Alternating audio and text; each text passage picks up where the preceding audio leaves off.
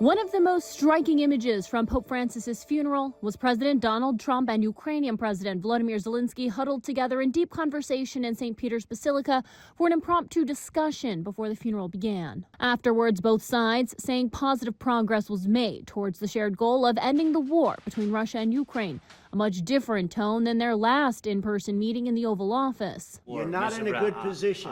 You don't have the cards right now. You're gambling with World War III. Meanwhile, Trump seemingly losing faith in Russian President Vladimir Putin's desire to bring the war to an end as it drags into year 4 of fighting. We'll probably learn a lot.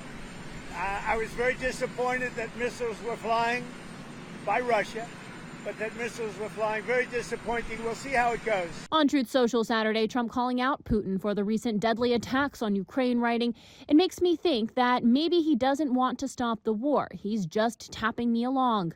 Trump suggesting Putin needs to be dealt with differently, perhaps through sanctions.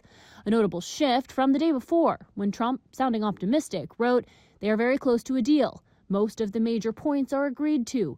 Those comments followed an apparently productive 3-hour meeting between Putin and U.S. Special Envoy Steve Witkoff in Moscow. Russian Foreign Minister Sergei Lavrov spoke with CBS. President Trump has his own proposals and has his own style. We concentrate, as I said, on the real negotiations which President Trump supports and instructed his people to continue to engage in these negotiations. Secretary of State Marco Rubio making it clear the U.S. is running out of patience and willing to walk away. This week is going to be a really important week in which we have to make a determination about whether this is an endeavor that we want to continue to be involved in, or if it's time to sort of focus on some other issues. We're close, but we're not close enough. I'm Kaylee Gaskins reporting.